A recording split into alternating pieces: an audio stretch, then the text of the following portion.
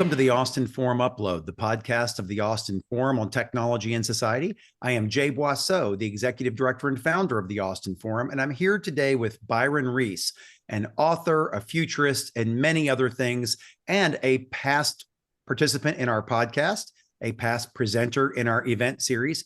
Thanks for joining us again, Byron. Great to have you. I am so glad to be here. Thank you for having me.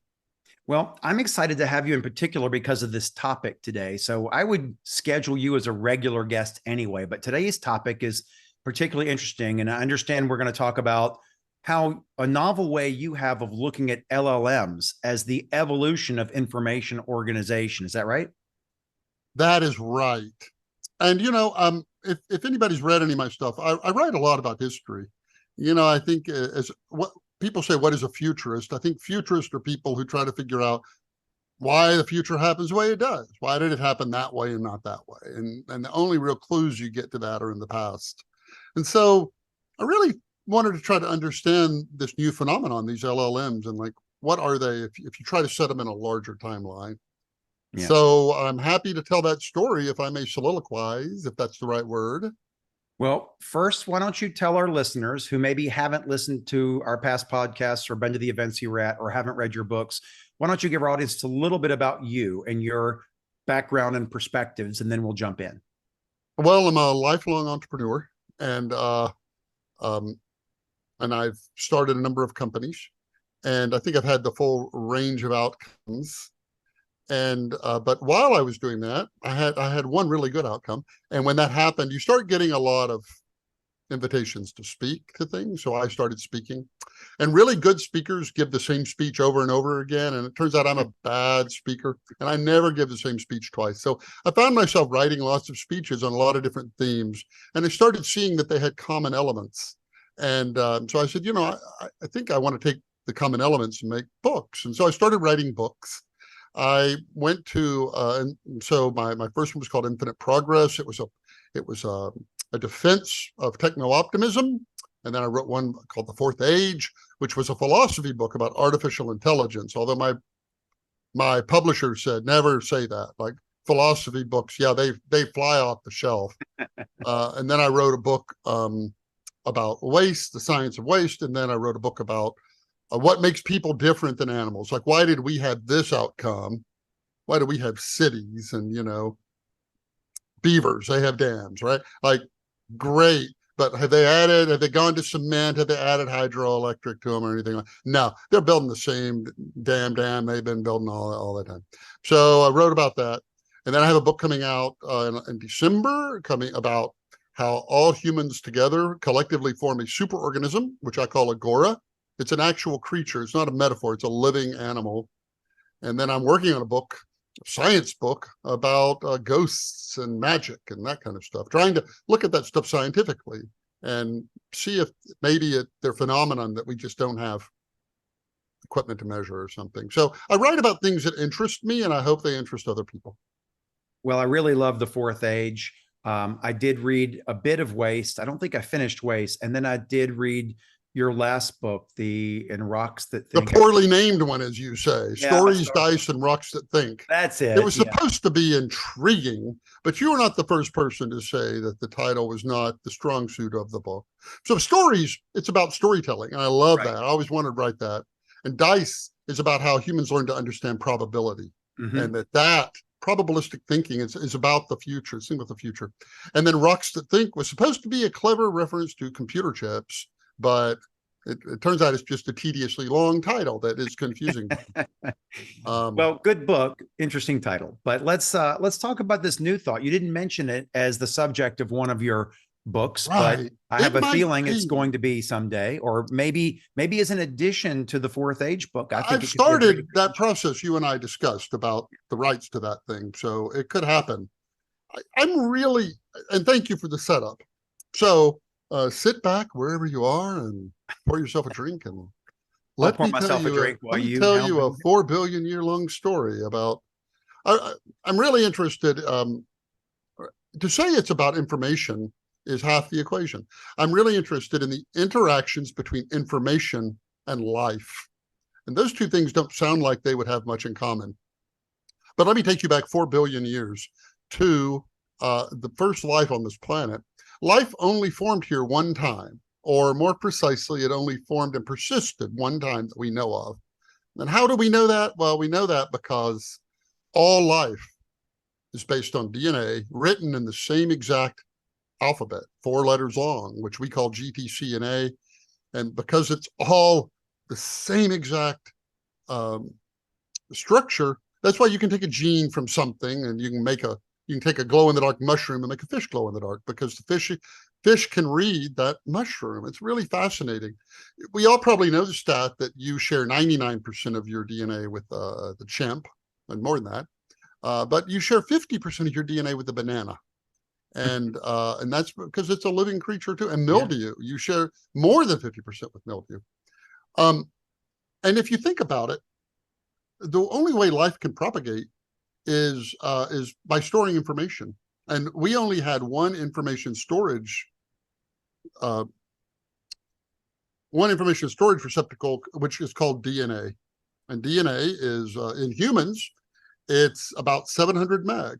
And to think of DNA as a data storage device, as a flash drive, isn't a metaphor. It really is data storage. That's all it is. We can even write to DNA, and you can encode it. It's a 4-letter alphabet. We use 26 letters for ours. It encodes stuff in 4 letters. And so it's really fascinating because you and I, Jay, we share 99.5% of our DNA. And if our DNA only holds 700 meg, if you think about that, the amount of encoding that separates you and I is just a few hundred K. It's really fascinating to think about. So for the longest time, for 3.5 billion years, all Earth had were single cell organisms, and it had one place to store information. It stored it in this DNA. And DNA has some advantages. It's highly reliable, but not too reliable, because we need it to be able to morph and change. But it's pretty reliable. And so what happens is DNA carries the code on how to make you. And then when you have offspring, that data is passed down. And that code is how to make you. So it really is just data that encodes the instructions on how to make you. Great. Okay. So for 3.5 billion years, and we aren't sure why, there were only single-celled life on this planet. And that was it. One place to store DNA. Then about 500 million years ago, we evolved brains. Life evolved brains. And you can, and the fascinating thing about brains is they became the second place to store information. It became the second place to store information. You kept the DNA, but now you had brains. And you can almost think about DNA as like a hard drive, and brains are like RAM. That's where you can write stuff real quickly, and you can access it real quickly. And I would have almost said the DNA is like an optical disc, because there you go. Even better. Even better. But the brain, for our listeners, we should maybe explain what an optical disc. No, okay, we don't have to. Hopefully, so a brain was a new place to write information, and it could store a lot more, and it could write it very quickly. And so with brains, what you saw are things like the Cambrian explosion. All of a sudden, you had all this additional information. You had the sum total of information was everything stored in your DNA plus what was in your brain. Mm-hmm. And then that was huge innovation, and that because there was more information, life got more complexity.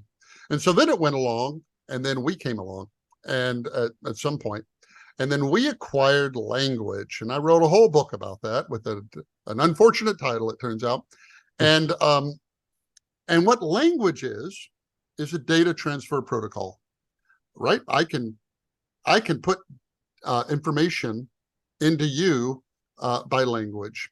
And so what that meant is, in the olden days, the way you propagated information was by reproduction, and therefore you could only propagate information once a generation. And so you could only learn in this incredibly slow way. Well, all of a sudden, with brains and with communication, we had a new way to pass around mutations, and we called that learning. And so it may take 10,000 years to evolve a tendency to avoid a certain purple berry, but I could just say, hey, Jay, don't eat the purple berries. They'll make you sick.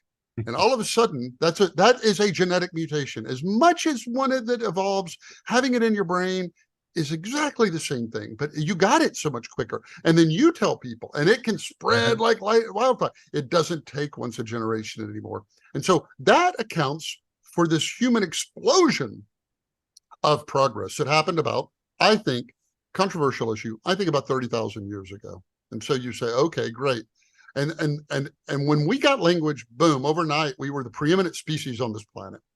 And that's because we had this ability to store more information quickly and to exchange it in this process called learning. And so we could mutate much faster and we could adapt much faster because we had this. We could adapt instantly. So then it's really puzzling because 5,000 years ago, a bunch of things happened in the world all at once. And it looks like a coincidence. We got the wheel 5,000 years ago.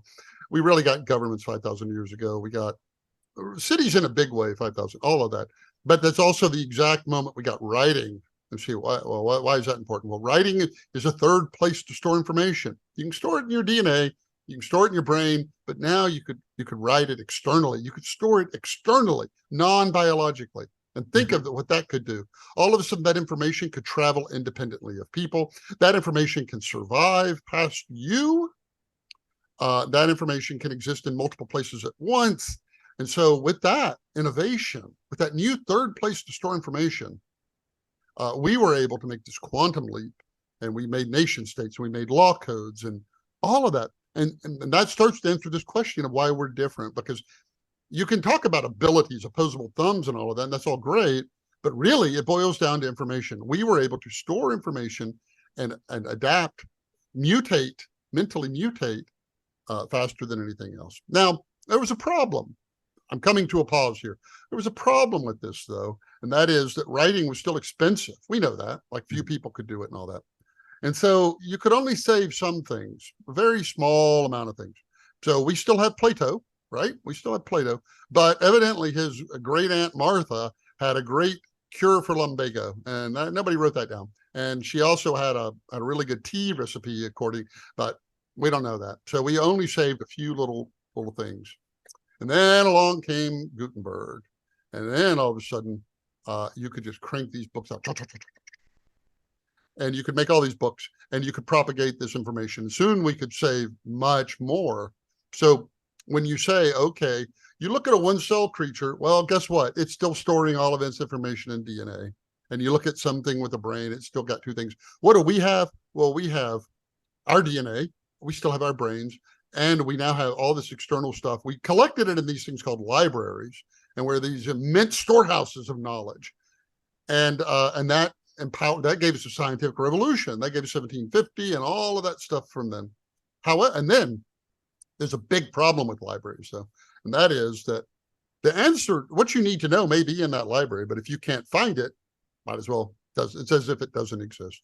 And we always had this problem that you never could find stuff, and we had no solution to that. We made card catalogs, an author one, a subject one, and a title one.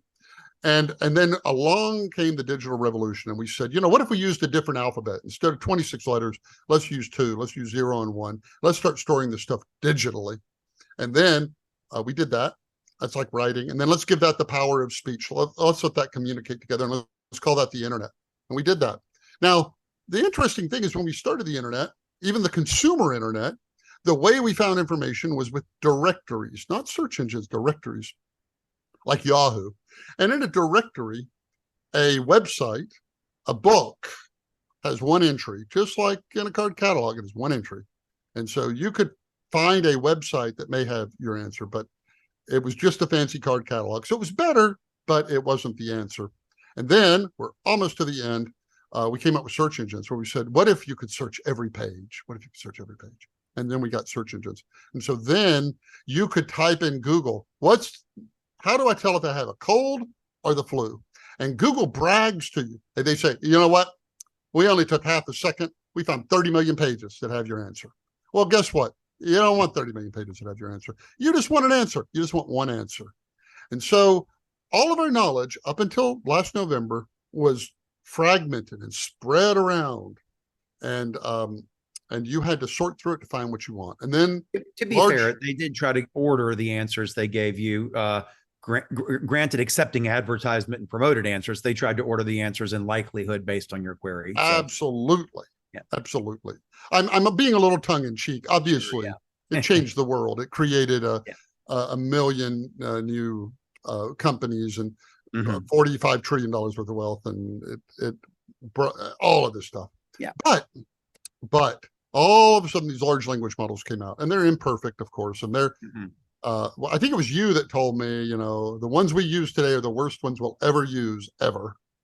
Yeah. But what are they? What are they? And so you say, I know what they are.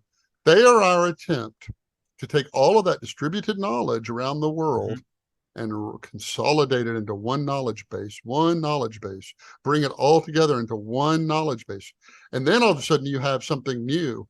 You can store information in your DNA, 700 meg, in your brain.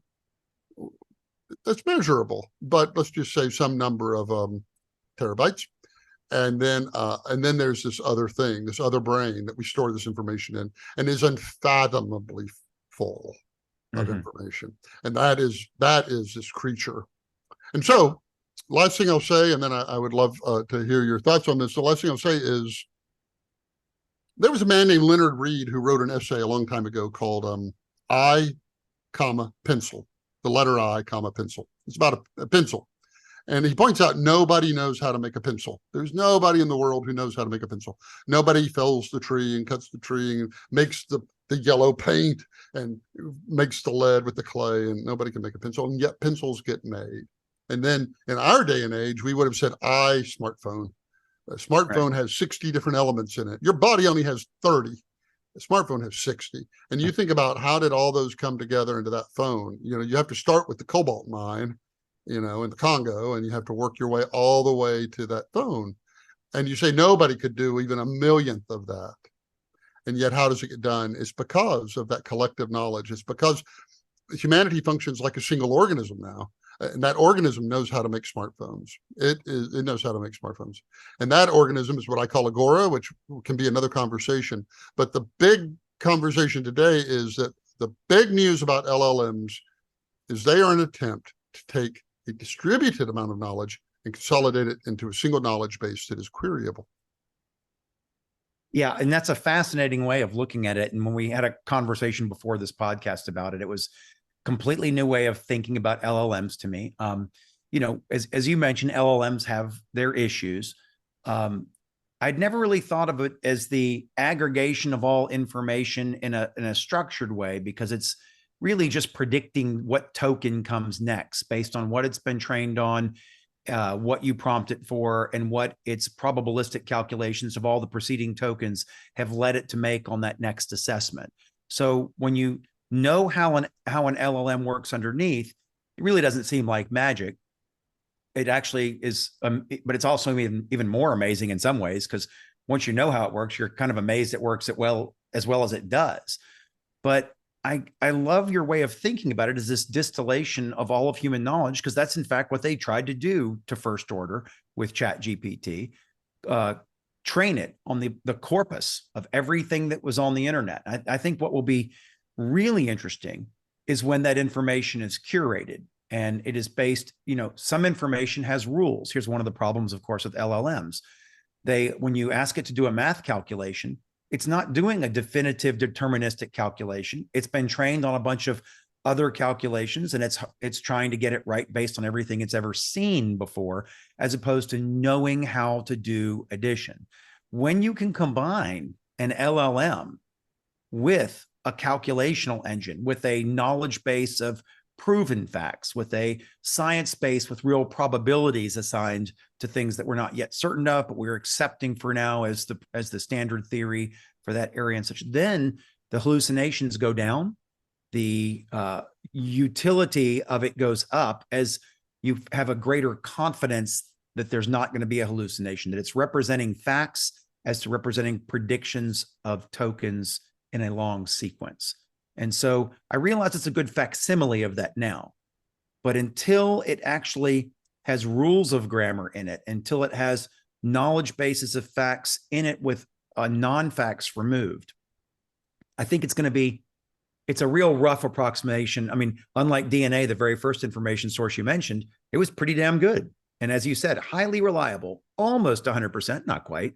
And that leads to some interesting and sometimes unfortunate things, but the degree of accuracy of LLMs is so much less than DNA as a storage mechanism but like you also said, November, we got a long way to go with this. And you and I talked about this before. Just 5 years from now, I think we're going to be astounded by the accuracy of these, not just the utility and the wonder, but the accuracy of them, I think, will go up as people learn how to tune out bad data, implement rules in it so that if it tries to do a predictive string that's outside of some known rules or known facts, it corrects itself. Right now, we do that with human feedback, reinforcement learning through human feedback. But there will be ways to link this to factual databases. Stephen Wolfram has a little book about why it would be important to link it with something like Wolfram Alpha. The coders would, of course, love it to be linked with actual compilers and things like that. So I'd love to see it just linked with the calculator. Let's talk background. about Wolfram Alpha. I'm glad you brought that up. So I'm sure most people listening, or at least maybe familiar with the name or whatever, but it's interesting what they did, because they tried to solve the same problem, this consolidation problem, but they did it differently. They said, let's take all these different data sources and let's standardize them and make them predictable and so forth. So you can ask Wolfram Alpha a question you could not ask ChatGPT. You could say to Wolfram Alpha, what's the number of presidents of the United States born on Fridays times the number of presidents born in the United States that have sisters? And it would answer that, because all of those are databases that it has ingested, and it knows the answers, and it can quantify all of that. And that's that was an approach. Everybody knew the limits of that approach, because not everything is purely computational like that. In town, my good friend Brett Hurt has a company called Data.World, and they're trying to do the same thing with disparate data sets, lots and lots and lots of them, to try to normalize them so that you can make queries across them. In the end, our final thing is going to be something where you ask your question and it knows where to go for different kinds of answers. But it's always important, I think, to keep in the back of one's head, what are we trying to do? We're trying to make a knowledge base that is our best, that is our collective knowledge. And then with all the sensors in the world that we're connected with the Internet of Things, we're putting all these sensors that are collecting all this data. We eventually start recording everything. Now, love it or hate it, that's a different debate. But pretty soon, every word you say, everywhere you drive, everything you buy, every cause and effect, eventually every cause and effect in the universe, in the planet, will be logged, and then that will be studied. And what will happen then is the life experience of everyone who lived before you will be used to help you make better decisions about your life. And we've never had that. The story of the human race is we learn something and forget it, learn and forget, learn and forget, learn and forget. And for the first time ever, we're going to have a planet-wide memory. A planet-wide memory of all the causes and effects. Many people we can talk about whether that's good or bad. I can say it will make everybody on the planet wiser than anyone who's ever lived, by definition. Now, whether people follow it, I don't know. I mean, hundreds of thousands of people decide to start smoking every day. Like, whether people decide, whether they knowing the truth, whether they act on it, there's always that. But in terms of, we've never really ever been in a situation where we could reliably know the best thing to do. And you'll be able to ask it anything, not just where should I eat tonight, and it's going to know. You think about that. Where should I go out to dinner tonight? I mean, it's going to know every restaurant, every order that they got in, all the food they have, every one of their menus, whether they have gluten, which ones have these kind of options, how many people are sitting in each one right now, when are you going to take everything will go into that decision, and it's going to say you should eat here. And you can say no, not going to eat there. Like a metal detector. You can buy a metal detector and go to the beach, and you're swinging that thing around, and it goes beep beep beep beep beep. Well, you can dig anywhere on the beach you want. That's your business. I dig where the thing's saying beep beep beep beep beep, but you can still dig wherever you want. That's your business. But when the thing says you should do this, then that will be an amazingly good decision. I think a lot of people look at that world. I understand that a lot of people look at that world and they're not excited about it. They're just, it's so foreign and alien to think that. Well, I think that's one of the reasons Chat GPT captured everybody's attention when we were having an AI boom before that. People, Mm. it was maybe perhaps underappreciated how powerful AI had already become in all of our voice assistants that we, ask our smartphone verbal questions or Alexa devices or whatnot, ask questions and they answer. We go to Netflix or Amazon, we got good recommendations. We get a call from our credit card company sometimes that someone had hacked our credit card and they detected it through fraud detection techniques that are AI powered. Medical researchers were using AI in image classification to detect the conditions that might lead to tumors, and a million examples we could give prior to ChatGPT, prior to November 30th, 2022. But when that came out, it spoke to people, and no pun intended. It communicated with people in a way that seemed human, as opposed to getting a recommendation or getting a notification that this image had something in it or something like that. It seemed human because it was language based. And you mentioned that in your evolution of intelligence, how important that language step was. I think you said 30,000 years ago, roughly. Is that right? 30,000.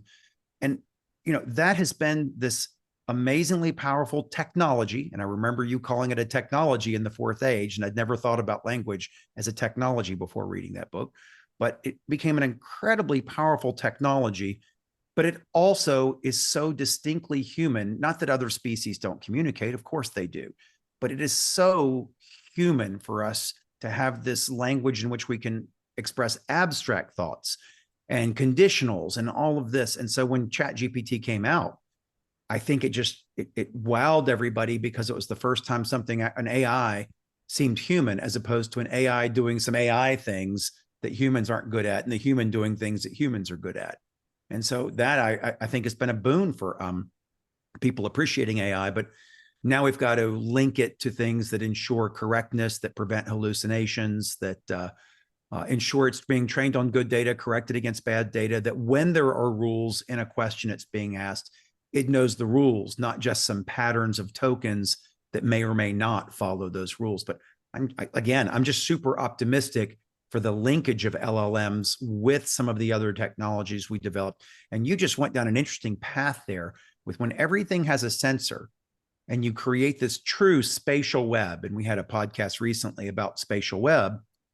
And especially if you leverage this relatively newer AI technique called active inferencing, where it's inferencing in real time at all points where there are sensors, tying that to something like an LLM, wow, that is going to seem almost godlike in a way, to suddenly have something you can query and it can give answers based on everything that's happened everywhere up to that moment, not just where you are.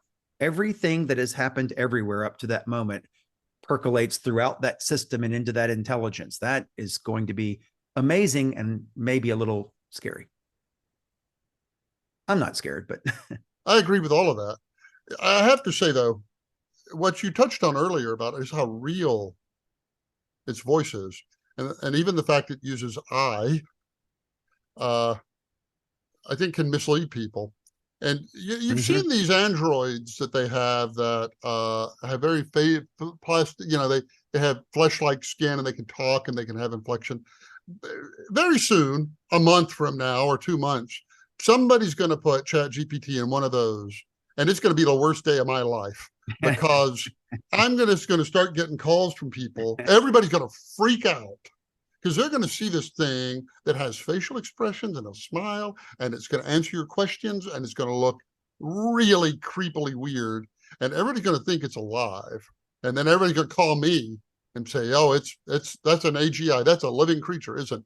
And it's like, no, it's Python code. It's Python code. You could learn to code that, not do it, but you could learn that language in a week, and infinite amount of compute. But it's just Python. It's deterministic and all of that.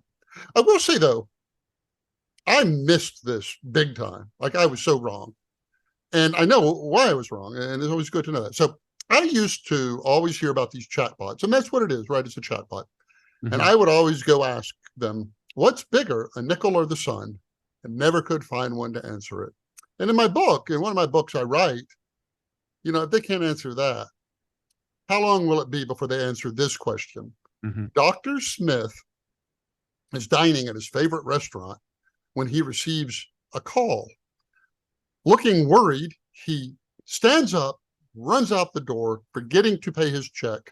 Will the restaurant prosecute him?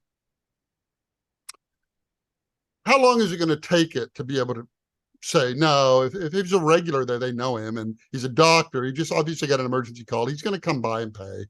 They're not going to call the police. Like, how long is it going to take? Well, I typed that question in ChatGPT and it was like, oh, no. If he's a regular, they're not going to prosecute him. And I'm like, these people have read my book. I had this happen where they like hard code my stuff into these things. I'm like, okay. And then I'd be like, yeah, but what if he yells, what if his doctorate is an honorary degree in philosophy from a liberal arts college? What then? And they're like, look, if he's a regular, they know who he is. They know he's gonna come back. Don't worry about it. And then I'm like, yeah, but what if when he's walking out the door, he says, so long, suckers? And they're like, and then ChatGPT is like, oh, that's completely different. That's completely different. Then they're calling the police because clearly, he's not coming back. And I'm just like, at this point, just mind blown. And so I was chatting with my friend Pablos, and he's like, well, Byron, I can tell what happened. This is an exponential curve, and we all talk about them in tech. And you got right here on this exponential curve where it just shot up a whole lot very quickly. And you know about exponential curves, and you should have expected that. You should have known that we're there, and it's going to shoot up like that very quickly. And it's one of those things you intellectually know, but we don't have exponential curves in like our daily life. You don't wake up with 2 kids and 4, then 8, and 16, and 32. Like the reality of the world doesn't behave that way. And so I was taken off guard. I was astonished by this. I was too. And I do just like you, I try to stump it sometimes just to see what its limits are. And I find times where I can stump it and make it give me just a terrible answer. And you're not there yet. But I'll find other times where I'm trying to stump it and it gets something so complex and elegant. And I'm thinking, what was the data it was trained on that allowed it to predict that set of tokens? Since it's not truly a reasoning engine, it's again, predicting the order of tokens based on what you prompted and what it's been trained on. There are times where I'm stunned at the answers it gives. They're so good. Yeah. But to your point about curation, I watched this Orson Welles movie, The Lady from Shanghai, and there was a scene at the end. I didn't quite understand the motivation of a character, the lawyer in this crime scene. So I asked it. I was like, in Lady from Shanghai, why did the lawyer do this? And it gave me an answer. And I'm like, I don't remember that from the movie. And I kept asking, and it was a doubling down on this answer. And then I looked into it, and there are all the draft scripts of Lady from Shanghai. All the drafts along the way are on the internet. So it trained on all the draft scripts, not on the one that they shot. Yeah. And so we got all these drafts. And so I got an answer from 14 drafts ago. And that's your curation point. Like at that point, it was wrong. It was right. But it was wrong because, but we know we're in violent agreement on this. Yeah, that's an example of where rules come in. If you see a bunch of versions, you have to know the final version, not the drafts, is the definitive one. Be trained on that. Don't be trained on the other stuff unless the query is about earlier drafts. The drafts, exactly. What a world we live in, Jay. I mean, it's so exciting. Like people worry about the misuse of these tools, and to be clear, there was this letter, and I know I'm at time here, but there was this letter that everybody was asked to sign to pause these things. Like, we should pause all language models for 6 months. And if you read it, it says that this technology should not be adopted until we are certain the advantages are going to outweigh the disadvantages. And you think, well, that sounds reasonable. Mm-hmm. Other than there's not been a technology in history that could pass that test. Right. The printing press couldn't. Could you really have known? Could Gutenberg have proven? That's the thing. It's a standard of proof. Have proven that it's going to be better. Could we have proven with the internet we would be better off with it? I'm not even sure today if we are. So could we have proven? No. And so not knowing what's going to happen in the future is not a reason to be afraid of the future. And if you pause this stuff for 6 months, really what you're pausing is the cure for cancer for 6 months. You're pausing clean energy for 6 months. Right. You're pausing all of these things we want to do with this technology for 6 months. That's what you're pausing. We've Yeah, thought about this for 50 years. I didn't and we sign that haven't. letter. I had multiple people ask me if I was going to sign it, and I said absolutely not.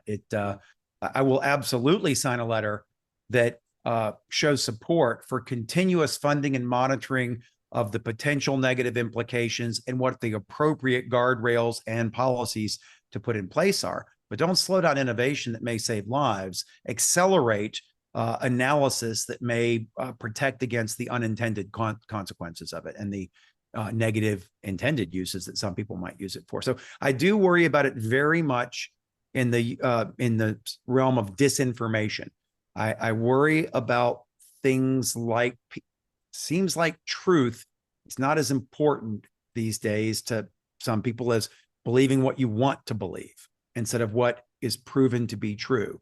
And I worry that the amount of disinformation, both language, text and such, but also image, video and whatnot that can be created, that's to me the greatest concern. And that's where regulation needs to come in about how you can use these technologies to present dangerous disinformation. And I don't have an answer for it. That's where I want to see some increased effort go. Well, it has been a wonderful conversation. I would love to come back and talk about. We're gonna bring you back. I want to talk about Agora and other things, but thank you for joining us again, Byron, and I look forward to see you in person sometime real soon. Thank you, Jay. Thanks for listening to the Austin Forum Upload. You can listen to additional episodes and check out a schedule of our monthly in-person events at austinforum.org. The Upload is a production of the Austin Forum on Technology and Society, a nonprofit organization here in Austin, Texas.